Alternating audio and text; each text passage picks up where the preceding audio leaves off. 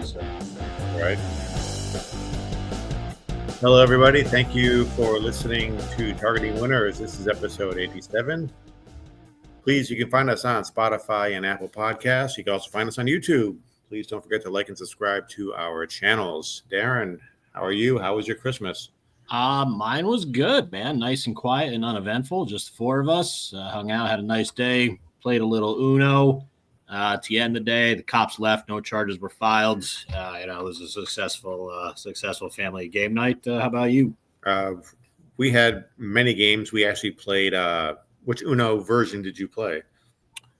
We had the one where you had like the 3 wild cards that you could write your own. Yeah. I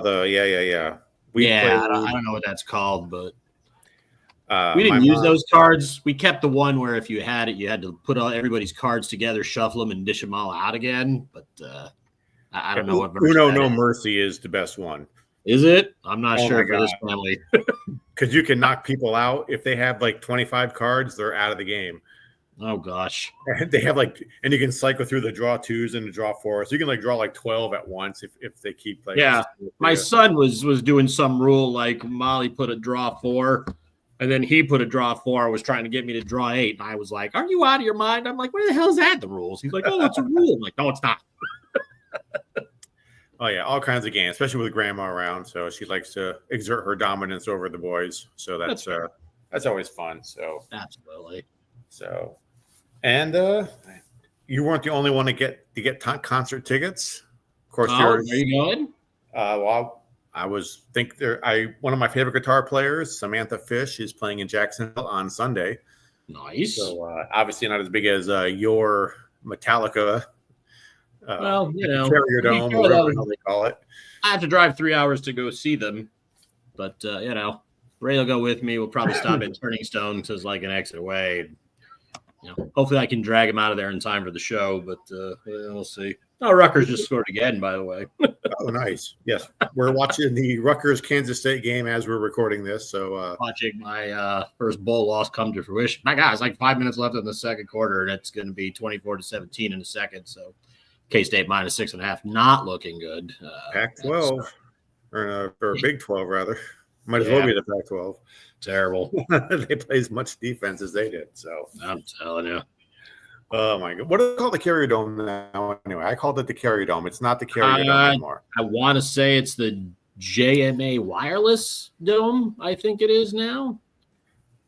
No, I don't like it. It's Carrier Dome. Yeah, it's always Carrier Dome to me too. Yeah. So, all right. Well, we're going into week number 2. Let's look at it. So far, these games are tomorrow. For recording this on Thursday. Oklahoma and Navy. We got Georgia Tech, Vanderbilt, Texas Tech, Arkansas, Syracuse, Washington State, and Texas A&M and USC, I believe. Yeah, 5 games Friday, 8 on Saturday. We don't have bets on every single one of these, so to keep the show under 6 hours long, we're not gonna break down everyone. We'll go a little more in depth of the ones that we've got some bets on, so you know why we're betting them. But again, Tim's got the email up there if you're watching on YouTube, cfbdudes@yahoo.com. If you're in the Facebook group, the Targeting Winners group, drop a question there. If there's a game you want us to go a little more in depth on, we'll certainly answer those questions with the portal and last minute opt-outs. Our thoughts on these games could change. So let's start with a game I don't think any of us have a bet on. Lockheed Martin Armed Forces Bowl, Oklahoma and Navy. Looks like Oklahoma's a 3-point favorite here with a total of 43. Any thoughts here? I was leaning Navy just because I'm sure none of them are opting out. I'm sure they're under orders to play. So, you play or we'll send you to the front. So, they're probably going to all play. I was leaning Navy on this one, but other than that, I have no thoughts on that one at all. Yeah, this is one where Navy was getting 9 or 9.5 when the line first came out. Oklahoma, tons of opt-outs, probably not super motivated for this game here. I would imagine Navy would be. So like I said, DraftKings is 3. You might be able to get 3.5 some places. But, nothing here. If you wanted Navy, you missed the best number. I don't even know if I would trust Oklahoma at this point to cover 3.5. No play for me here either in this one. Yeah. You want to keep running around? Yeah, let's keep going here. Georgia Tech and Vandy in the Birmingham Bowl. Georgia Tech currently a 3-point favorite at DraftKings with a total of 50.5. Again, we love us some Diego Pavia on this Yes, show. we do. Georgia Tech, I still think is a better team, but they've got some opt-outs issues led by Eric Singleton. Yeah, that's a big one. Yeah, I mean, I lean Georgia Tech because Haynes King, he's got some Diego Pavia in him as well. Maybe the Pavia mystique gets the line to like maybe Georgia Tech -2.5. I think Georgia Tech's a better team. If you can get 2.5, yeah, maybe lay it and take a shot. But again, there's too many opt-outs on Georgia Tech, with them laying 3 to want me to make a play here. So I passed on the Birmingham Bowl as well. Although I also won't be able to bet on any or watch any of these two. So it's I'm going to be running around looking at horses tomorrow. So we'll not be around. I'll be between Ocala and Tampa and all kinds of things going on. So it means more when you watch. Never mind what the SEC says. It means more when you watch and you bet. Yeah. We got Texas Tech and Arkansas, the Liberty Bowl. Dude, there might be more opt-outs between these two teams than any other bowl game combined. I mean, it is just there's at least 25 for Arkansas, I believe, or Texas Tech. Yeah. Texas Tech has a ton, but it's really like, wow. You look at the list for Arkansas: starting center, starting left guard, starting right guard, starting wide receiver, starting tight end, starting safety. Multiple players with well over 300 snaps on the season. They've got a handful of opt-outs. They've got, 6 healthy offensive linemen on the entire roster, a new starting center and a right guard. It's terrible. I mean, I think at one point Arkansas was favored here. Now the line looks like it's flipped. Texas Tech looks like they're a 1-point favorite here.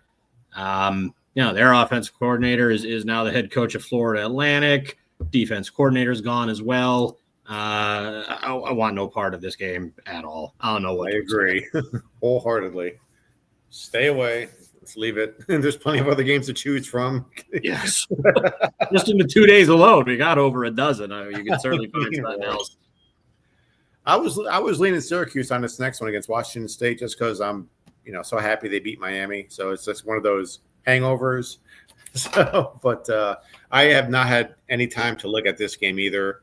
I might be just getting back in time to watch that game tomorrow. So, I didn't look at it, but sentimental favorite for me, Syracuse. They beat Miami. Big thing here. I can't bet this game, but Syracuse is up to a 17-point favorite here. Got some lines off the internet. Washington State is pulling their best impersonation of Marshall. I mean, they have – you thought Texas Tech or Arkansas was bad. Washington State, I'm surprised they haven't opted out of this yet, but they're saying they're still going to play. Well, the game is probably too late to opt out now.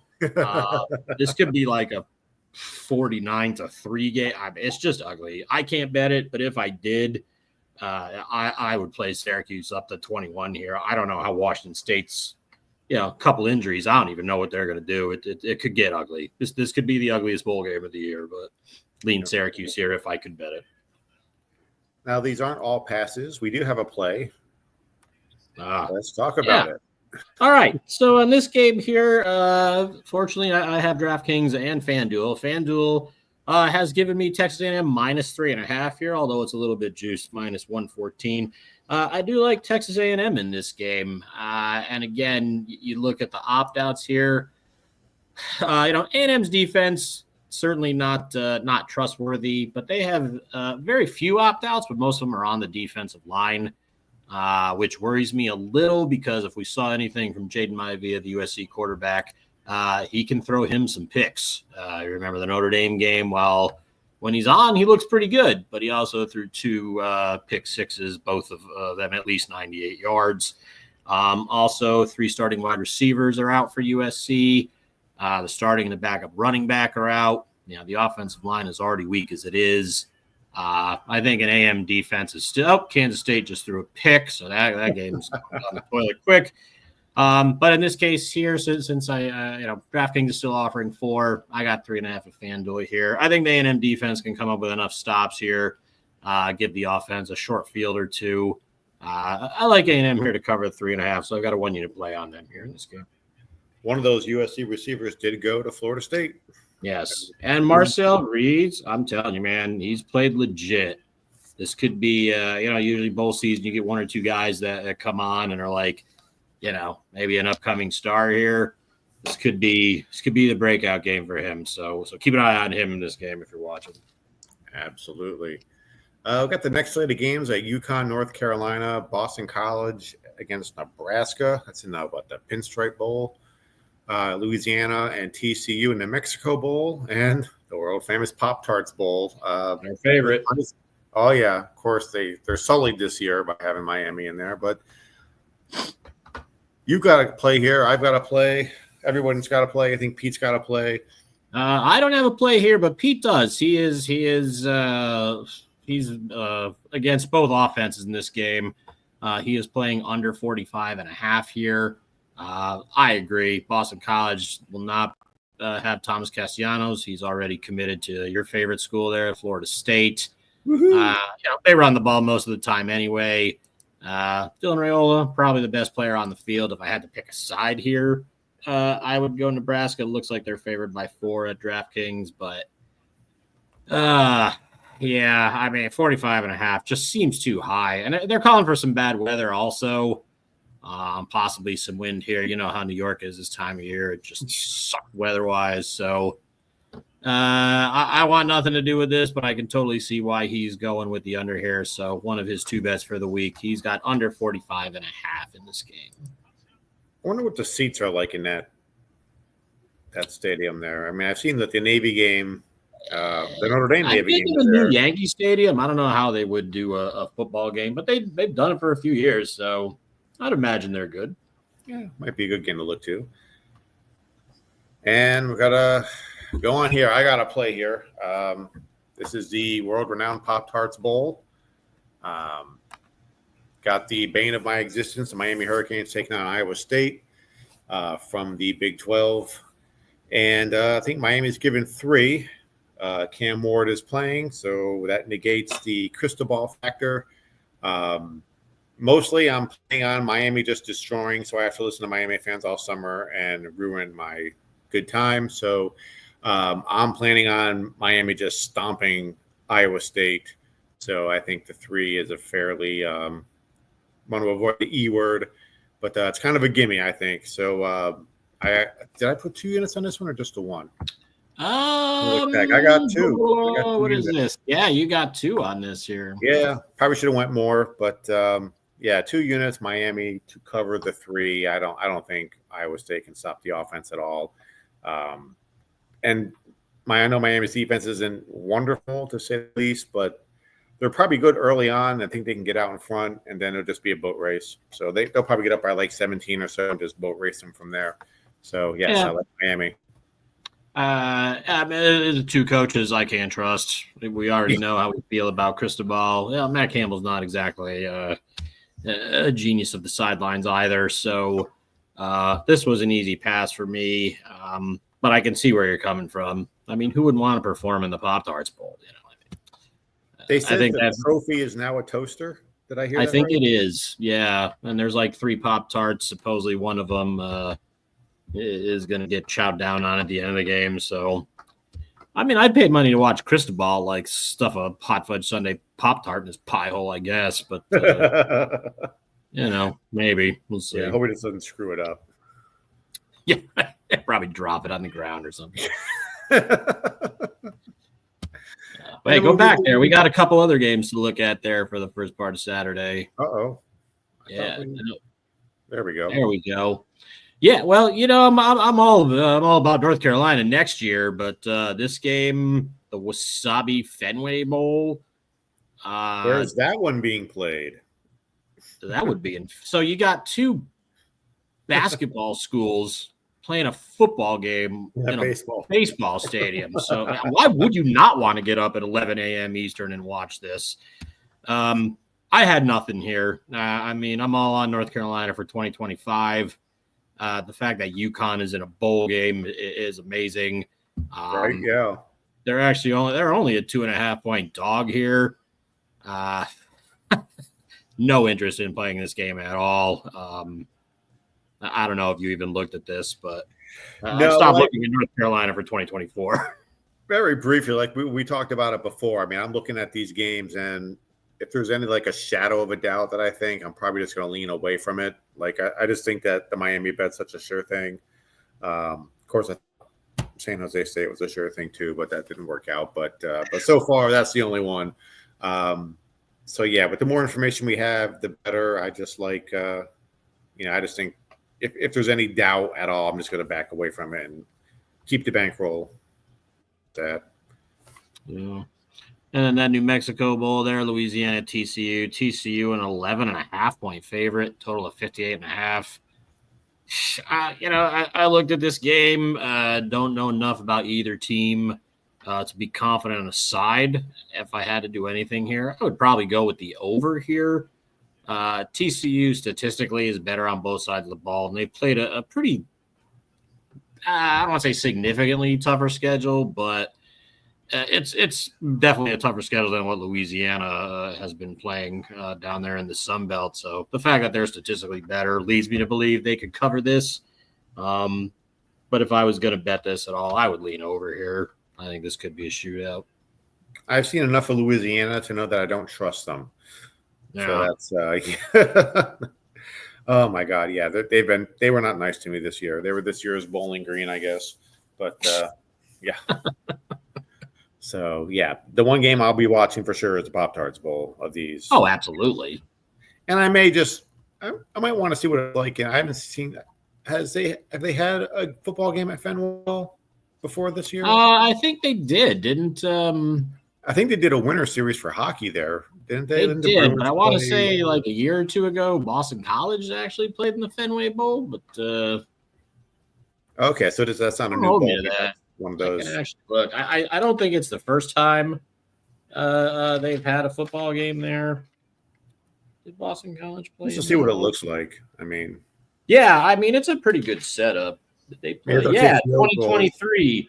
Boston College 12-point dog to SMU and actually beat them outright in the Fenway Bowl last year. Yeah, they've done it before. One of those kick field goals against the Green Monster, won't need the net. Hey, let's look at this last slate of games here. Oh, you know what? I'll start with Miami, Ohio, Colorado State, because this is my my other play here, the Snoop Dogg Arizona Bowl. D.O. double jizzle. I don't know if I just bet that because it's the Snoop Dogg Bowl. I almost did. Okay, so the only reason I'm on Colorado State here on the money line at a little bit of plus money, I think their quarterback, Nicolosi, is going to be the best player on the field here. And now I thought Miami of Ohio would handle Ohio in the MAC title game. They proceeded to set numerous offensive records, including fewest points scored and fewest yards gained. So, Gabbard in his 43rd year of football, this offense is just trash. And it looks like they've got some opt-outs on the defensive side of the ball here.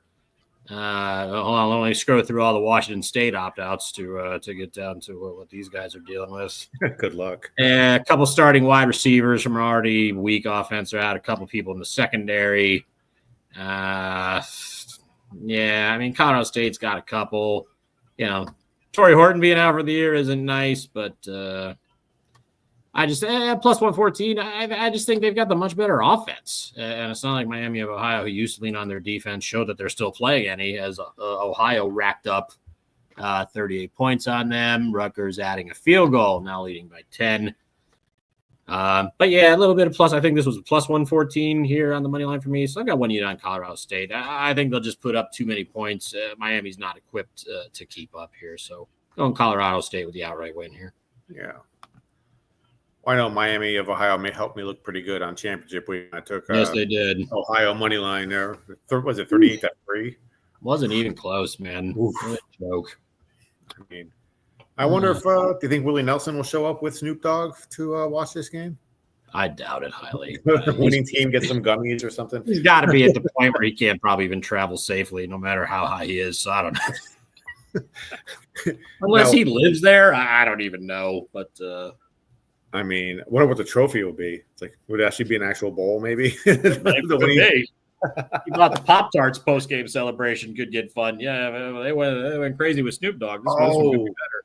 Could you imagine the Snoop Dogg Pop-Tarts bowl? Well, didn't he promote his like gin and juice product at whatever bowl he was associated with last year? Might be something. I mean, it could be the most fun post-game celebration in all likelihood. But, bake some weed into the Pop-Tarts for the Pop-Tarts bowl. That'd be classic. I just Miami, Ohio in their conference title game already looked like they were high as hell. I had no idea what they were doing. So yeah, I didn't care who Miami, Ohio was playing. Easy fit. Go bowling, military bowl. I love watching commercials about bowling, so that'll be fun. NC State's a 6-point favorite here. I don't know, man. I thought about taking a shot with East Carolina here. The spread has dropped from 7 down to 6. They just seem to respond when Blake Harrell got the interim tag removed and they made him the permanent head coach. I think they're going to be more motivated than a lot of these teams playing Friday and Saturday here. The North Carolina State defensive coordinator, he's off to Marshall. I don't know. I thought it was the last game I crossed out. I was going to have a third bet this week, but my hatred for Miami of Ohio got the better of me. But I would take the 6 here with East Carolina if anyone's looking to play this. But I did not fire here. But that's my lead. Right. No, it should be the "Who do you think you are? I am" bowl. Oh, remember that go. guy? Oh yeah. Who was that guy? What's that guy's name? That was Pete Weber. Oh, that's right. Pete Weber. Who do you think you are? I am. He's very animated. A little bit. He could stand to be on the sidelines for the Arizona Bowl, maybe. Don't put him in the Arizona. He's like that naturally. He does not need to. Well, that will calm him down, though. Like, dude. No, dude. He's mellow. Fun. He's very mellow.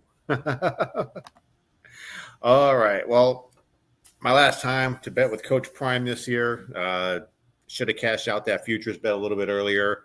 They are giving 4 points, I believe, to BYU. And, this is the last chance. It's a nice bowl for them. I wasn't really all that impressed with BYU. I know they're ahead on the turnover ratio. They don't commit too many penalties. Colorado's got a lot more penalties than they did this year. Do not have my notes with me in my undisclosed location. But this is one of those gut feeling games. That Shador's last game with Dad, Travis Hunter to Heisman. I believe they're all playing. Not too many opt-outs for BYU. I think there's maybe like 4 or 5. The list was not very long at all. So, but still, they don't have too many. I think like 2 on defense, and I don't even think they were starters. I had to scroll down their roster pretty far before I. Looks like just one starting safety. Everybody else had less than like 150 snaps for the year, right. So nothing. So this would be as good as it, as good as a rerun of a regular season game with the full rosters. So, but I like Colorado, and I think they covered a 4. I think they go out, miss Peggy in attendance and all that. I think this is a perfect way to end a very good year. No one really saw them coming this year. You did. A little bit, but yeah, I think it's a good year for Coach Prime. Happy for him. He's got another quarterback coming in next year. That freshman, I forget his name, and that's going to be an interesting thing because they got the Liberty quarterback as well. Maybe they'll play him for a year and then hand it over to the new kid. Yeah, the way Salter played this past year, I'd run. Yeah, he wasn't. Yeah, he was not. It was not that good. So I was surprised when he went there because I was like, that dude might not even start. But we'll see. We don't know how any of these kids are going to play. They're getting all this money. So yeah, I mean, my only thought on this game was I know Sanders was like, yeah, everybody's playing. Okay, how long is everybody playing? Is my only concern. You could say, yeah, they're playing in the game. Are they playing one drive? Are they playing one half? Are they playing one quarter? Are they playing the whole game? I don't see a scenario where he's risking their NFL futures. And I'm talking obviously about Hunter and Shador, but yeah, I hear what you're saying. I think Colorado is the better team. When BYU could barely hang on to beat Oklahoma State, I kind of felt like they're undefeated season. They were a little fraudulent, but I just don't know how long these guys are going to stay in. I mean, the offensive line still isn't great. What happens if Shador takes a pop, first drive of the game? Yeah, it's. Yeah. All right, sit down. Well, I don't know. They better make sure that doesn't happen. Regular season game, Colorado probably wins this with no problem. I just, when the second quarter starts, is Sanders and Hunter just sitting on the bench, chugging some Gatorade or whatever. I don't know what to expect. And again, they could get up 21-0 and be like, yeah, you guys can sit. We already got this under control. But interesting to see how long they play. Well, I think if it gets to be like, I don't think it'll get that bad. If it gets to be like 31-3 and the fourth quarter starts, they're probably coming out. Yeah. Or even halfway through the third. It can, because at that point, I mean, unless you're a really bad coach, you start milking the clock a little bit. And I don't see a lot of that with Dion. No. So. But we'll see. Be interesting to watch. And then what else do we have? We just had Louisiana Tech and Army. I can't bet it because it's Army. Louisiana Tech filling in for Marshall, who opted out. Army's favored by 16.5, total of 34. I don't know how Army wouldn't roll here with Louisiana Tech with a little less time to prep. Tech isn't exactly a stellar offensive club. I don't know how they're going to stop Army with less time to prep. Thankfully, I can't bet this game because it's where I live, but I wouldn't want anything to do with it even if I could. So I'm the same. But again, just leaning for Army's going to have everybody there, but again, stay away. They did have one running back commit or transfer. Oh, I saw that. That is right. A few days ago, I forgot where he went, but I guess it's something. If it's only 2 years or something, they can actually do it. I don't know what the rules were, but yeah, he was okay to transfer, and he did. I just don't remember where he went. All right. Well, let's review. So far for this week, I've got Miami -3 over Iowa State. I'm betting 2 units on that one. I'm also betting a unit on Colorado -4 over BYU. I had a little hiccup last week. It was 1 and 2. I believe the defense for the Texas San Antonio Coastal Carolina game decided to take the second half off, and they gave up 15 points, which made the over hit. And overall, I'm 5 and 3 so far with up 3.3 units. Peter, he's still in Mexico, we think. Last week, rough. He was down 2 units. Yeah, I forgot to add in. I changed his record because the Pittsburgh-Toledo under did not hit. I forgot to take the other unit off of him, or the unit off of him there. But he had a hiccup, but he had a stellar regular season. He had an awesome regular season. Yeah, he really brought the Thunder there. But he has Notre Dame to win it all at plus 2,200. He has Boston College and Nebraska. He has the under 45.5. And Iowa State and Miami, he has the over 56. All right, Dan, what you got? Yeah, I'm about to go 0-1 for my week here, which will drop me to 2-1 for bowl season. For the time being, all 3 of the college football winter futures are alive. No idea what's going to look like come January 2nd. That whole line could be empty. My 2025 future, UNC, North Carolina, over 7.5 wins. I got that at 102. I did bet that on December 12th, 2 weeks ago. You'll notice there, DK has finally moved to 7.5. If you want to go over there, you'll have to lay 130. FanDuel is still also showing 7.5, but that's at 122.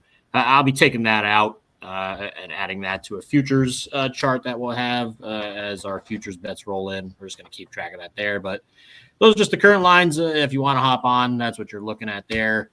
For this week, I've got Texas A&M laying 3.5 over USC. That is a little bit juice heavy there. I'm laying -114 juice. And Colorado State, barely 114 is my lucky number. They're plus 114 on the money line to beat the offensively inept Miami of Ohio Redhawks. All right. And that'll be our picks for this week. Going into next week, which would be the start of the restart, if you will, of the calamity that is the college football playoff. Any thoughts going forward? I know there was a lot of ESPN on ESPN crime going on, I guess, with Kirk Herbstreit and Shannon Sharp. It's just a shame. Like, I know they've got deals with all these conferences, but I mean, you can't watch CBS Sports because they're all Big Ten affiliated, and of course the ESPN guys are also pro SEC. I don't know what's up with that. It's just terrible to watch. It's just like, I guess Herb Street came out to Linda Cohen, was like, "Don't tell me about wins." I'm like, "Wait, what?" Yeah. What, we don't care about wins now? I'm like, "Oh man." Well, And then he tries to cover is, his ass by putting a picture of his dog. It's like, dude, just shut up. Yeah, right. You know you Always got forgot the dog. Yeah, we know you got Greg Sankey's privates in your mouth. Just shut up already, okay? Like, you're just embarrassing yourself every time you open up your mouth. We know you're pro SEC. That's what your bosses are telling you to do. Just stop. Right. Well, and CBS Sports is no better with Big Ten. Yeah, well, they crapped on Indiana, and that was the closest game of 4 that we had last week. And they kind of glossed over Tennessee getting obliterated by Ohio State. Of course they did, because that didn't suit their narrative. But then he said he was talking about, I think, Ryan Day, and he said something about, well, First Take wants him fired or whatever. And then like they got all mad at him for saying that. But all First Take does is just talk shit about everybody for 4 hours. And they get mad. I'm like, dude, grow up. Terrible. Of course, in that fight, it's almost like I'm almost rooting for like Georgia and Texas to lose now, just because I was going to do that anyway. I mean, even against Notre Dame, I'd root for them. So, well, obviously, I'm rooting for Georgia to lose on New Year's Day, but just to shut them up. I mean, SEC isn't what it once was, and it isn't what the SEC and ESPN think it is right now. So, yeah, the top couple teams are probably better than the top teams of the other. Whatever, but I mean, I don't know, man. If you've got your Texas, your Georgias, and your Tennessees, you put them up against Oregon, Ohio State, and Penn State. I'd take the Big Ten in that. Yeah, I mean, I don't think it's a guarantee. Like they would say, guarantee Georgia wins, and they always, whatever. I saw Ohio State just steamroll an SEC team not too long ago, so yeah, I don't know. And, of course, they're teasing me because now I think, wow, maybe they can beat Oregon, but I don't think they can beat Oregon. I think they can. New Year's Day is going to be fun. Watch all my futures. Cannot wait. Toilet. So, yeah, that would be good. And to have a Final Four like without the SEC, that'd be pretty fun. Oh, wouldn't that be beautiful? I mean, I just want to see like Arizona State, Ohio State, Boise State, Notre Dame. Just give me that. Oh, that'll look good for your future right there. That will look great for my future because I'll just bet on Arizona State to win the whole thing. I don't even care what happens. I'll have all 4 of those teams winning the whole thing.